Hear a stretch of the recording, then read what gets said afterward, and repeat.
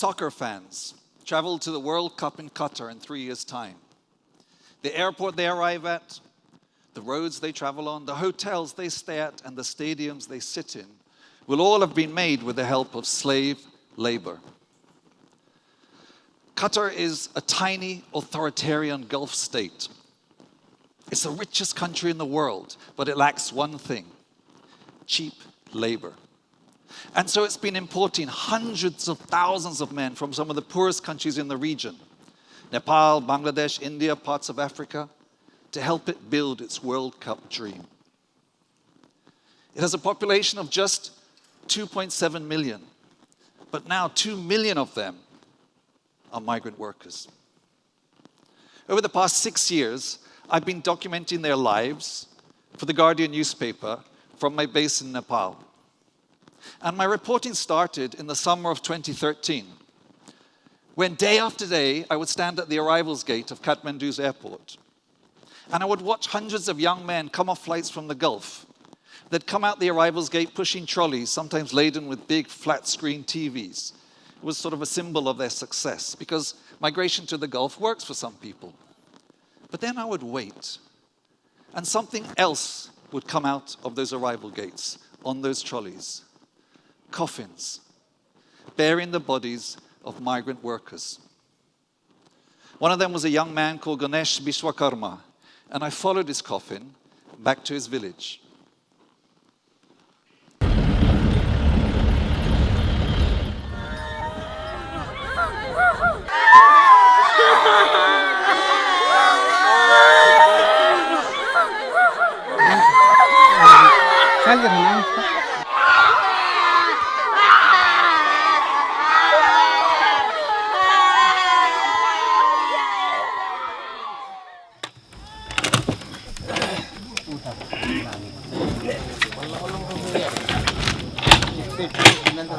Ganesh Bishwakarma left his home in rural Nepal for a job in Qatar.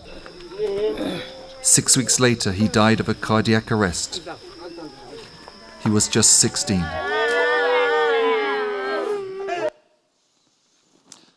Ganesh's story became part of my first report on Qatar. 6 years and about 40 articles later, I'm still going back. I was there last month and I heard about a construction worker who suddenly died in his sleep.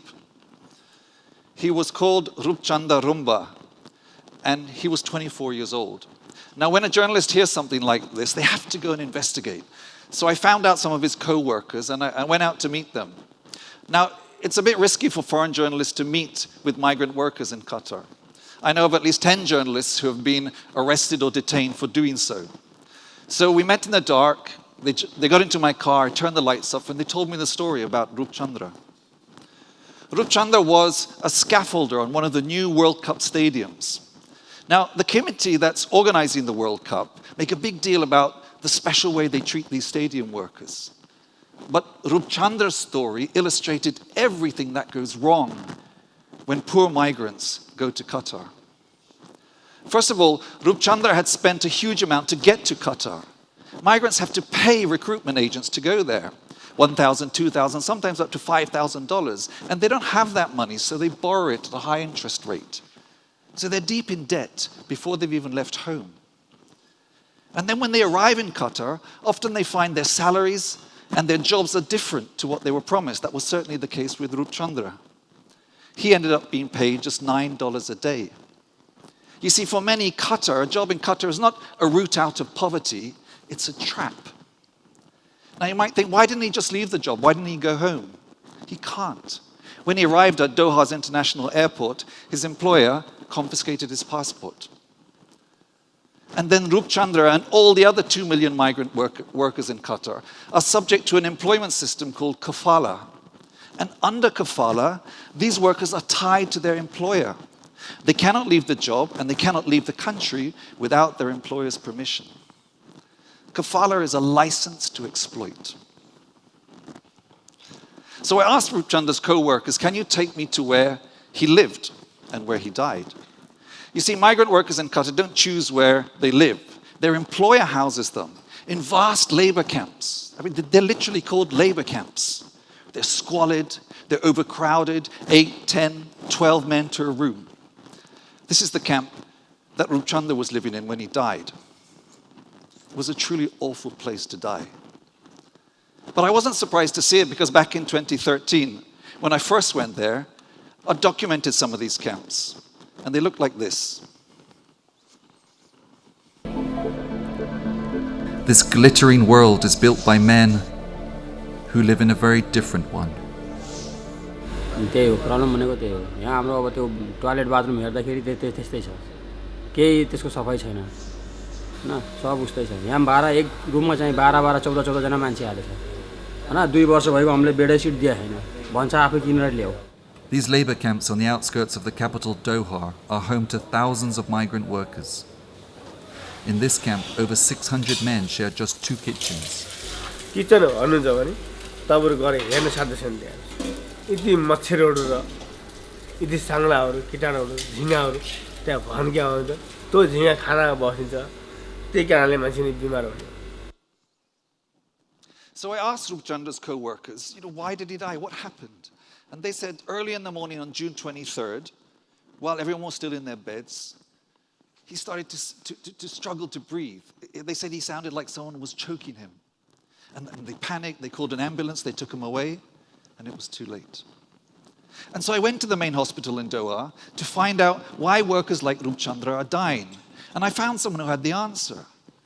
And he said to me, we don't really know why they're dying because we don't do autopsies. You see, Rupchandra's death was not a one-off. Hundreds of young men die in Qatar every year from so-called natural causes. But because there's no autopsy, we don't really know why they're dying, and the Qatari regime refuses to investigate. Now, Rupchandra had a wife, Nirmala, and a 6-year-old boy, Niraj. And I went to the committee organizing the World Cup, and I said, look, this man was building one of your new stadiums. Have you paid his family compensation?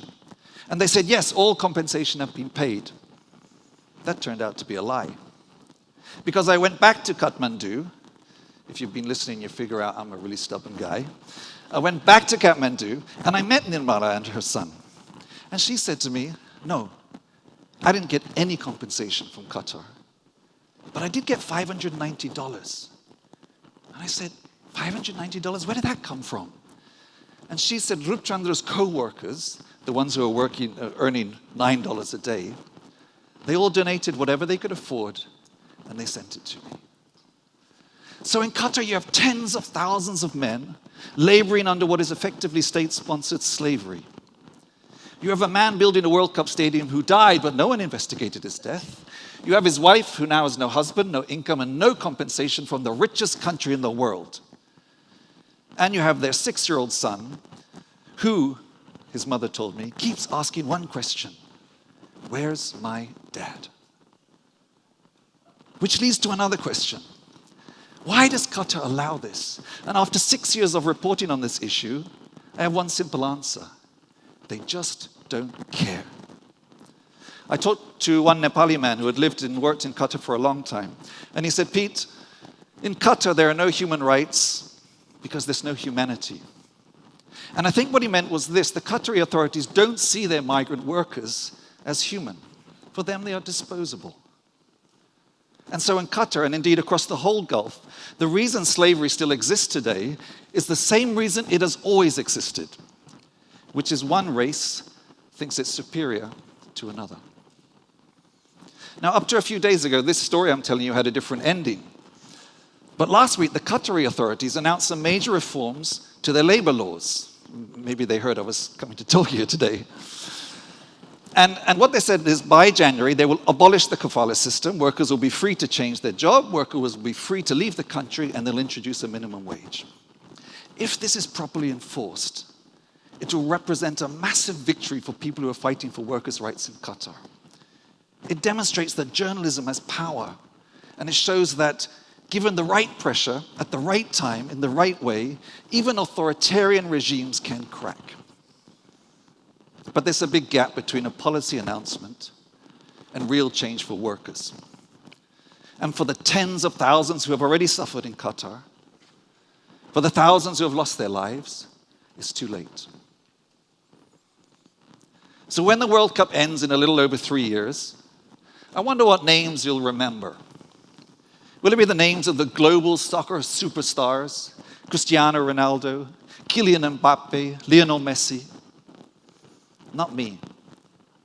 The names I'll remember are Ganesh Bishwakarma, Rupchand Darumba, and his son Niraj, who is still asking the question, where's my dad?